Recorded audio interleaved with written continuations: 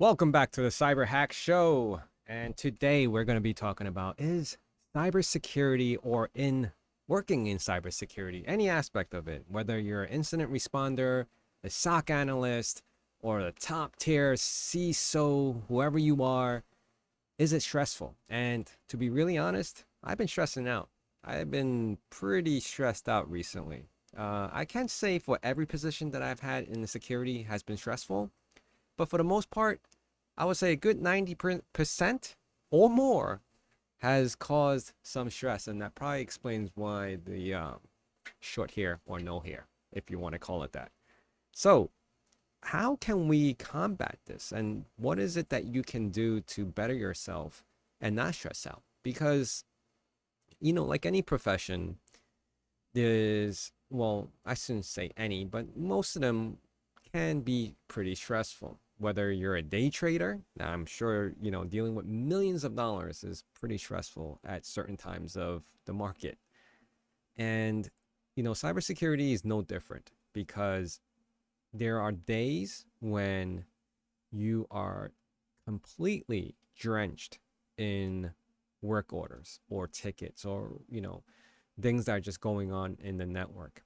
And no matter how much tools or applications or software or vendors you have on your side, things are constantly happening and evolving around you where there may be potential threats or vulnerabilities.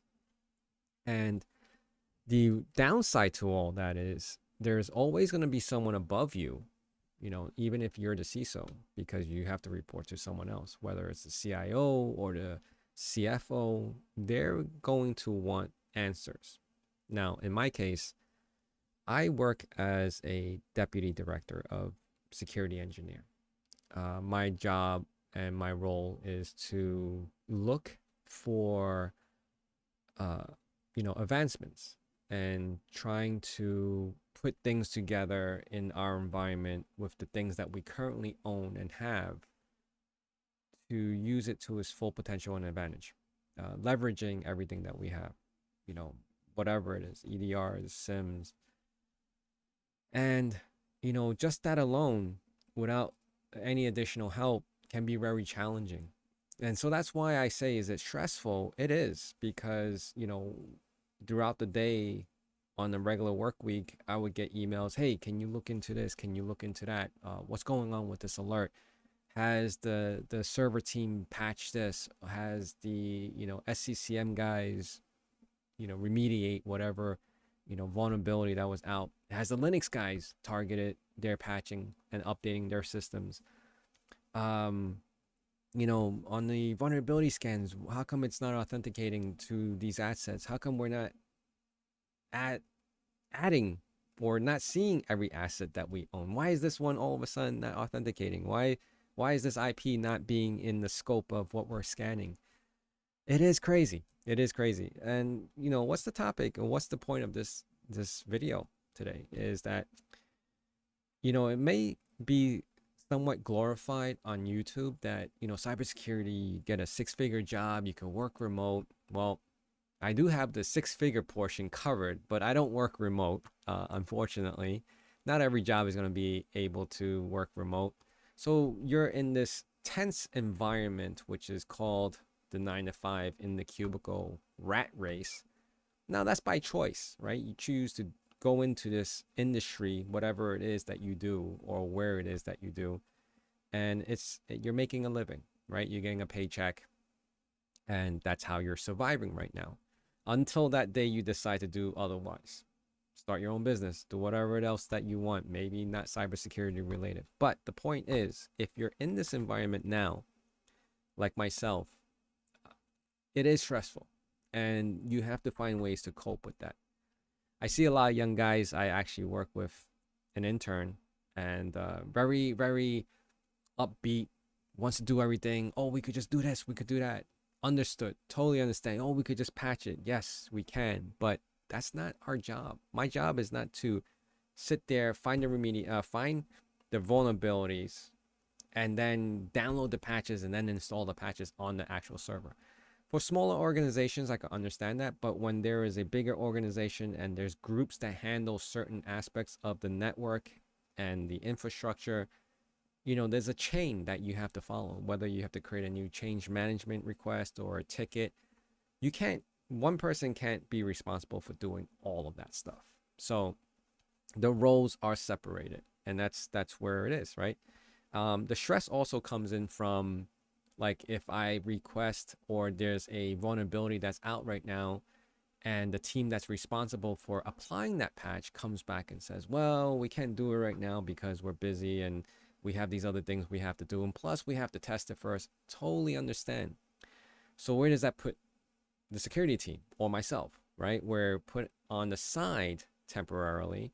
We have this urgency, right? Not critical, but also not something that you want to ignore. So how do you escalate that and say, hey, do you, when can we do it then, if that's the case, right? So you kind of have to befriend a lot of people. You can't be too strict. And you can't stress out over it. If someone tells you from a group, another group, and says, hey, you know what, we can't do it right now, but I tend to try to befriend them, talk to them on a different level. I don't CC everyone, and I don't escalate it to my top tiers and say, hey, this guy has been ignoring me and he's reluctant to install these patches, so we got to do something now. Don't do that. Don't be that guy. It's very, it turns people off, and it turns them off to the point where you're not going to request this one thing from them just one time. It's going to be continuously. So don't do that to anyone. It's just not worth it, right? Especially if you're going to be sitting in a position for some time, or even if it's a year, or whatever it is. What I do, and this is now that you've made it to the end of this video, what I usually do is I treat people. I'm not saying extravagant gifts or anything like that. I pick up a soda. I pick up an extra soda for maybe the help desk guy, whoever's helping me. I give out, like, once in a while, I'll have like a candy bar, and I'll buy a second one, and I'll share it out with someone. It's small gestures, and that way you can keep yourself less stressed, because they know that you're trying to help them as much as they're trying to help you, and it just works out both ways, right? So I even gave one of the desktop support guys or laptop guys a candy bar that I got, and he was so grateful. He was, oh my god. I was like, he was stuck on something. I was like, I couldn't even get out my seat to get something to eat, and this is like, I appreciate it. And ever since then, we've been like, just chatting. It doesn't have to be about work all the time. Just, you get to a certain level with your colleagues, and they become grateful for you because you do these small gestures. Some thank you emails, you shout them out, anything. The reason why I know that is because if someone did that to me, I would appreciate it too, right? So that's my take on how not to stress out too much in the whole cybersecurity world. Although there can be incidents or times where it can be really stressful because there's something going down that's really, really bad. But for the most part, if it's not life-threatening and you're not losing billions of dollars, I hope not, right? Then keep the stress on the side. Not worth it. Especially not in this industry, especially when the demand for it's so high. And that only will cause the demand to make everything more strict, right? There's more regulations, and people are going to be more like focused on certain things and different tasks, or certain tasks, and your stress level is just going to increase from that, because everyone is like, oh, we got to do it this way, we have to do it this way, we got to do this now. And the whole cybersecurity world, everything's now, because by tomorrow it's going to change. By tomorrow, that 0 day that's happening right now, it's going to affect 50,000 assets by tomorrow. So it is a stressful environment, but you have to find ways to make it less stressful going forward. All right. I want to thank you guys. Please remember to hit that like, comment, subscribe. And I'll be sharing a lot of these how I feel and how I deal with certain situations as I'm going on. And I've been doing cybersecurity for the last 10 plus years now. All right. Thank you guys, and see you guys again soon. Bye.